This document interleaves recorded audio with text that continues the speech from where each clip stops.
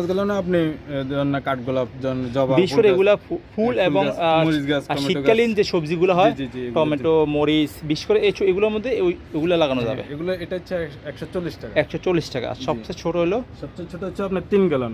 3 gallon.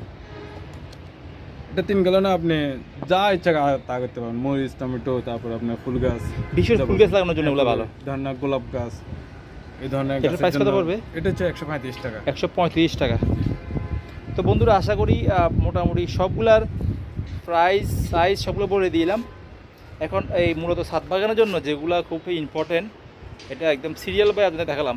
আমাদের ছাদ বাগানে সবসময় বলি হাফ ড্রাম এইগুলো হলো মূলত সেই হাফ ড্রামের কাজগুলোই করবে। এই তিনটাই মূলত হাফ ড্রামের কাজে করবে। আর শীতকালীন সবজির জন্য আসলে এই টবগুলোর কোনো বিকল্প নাই। এই তিনটে হলো শীতকালীন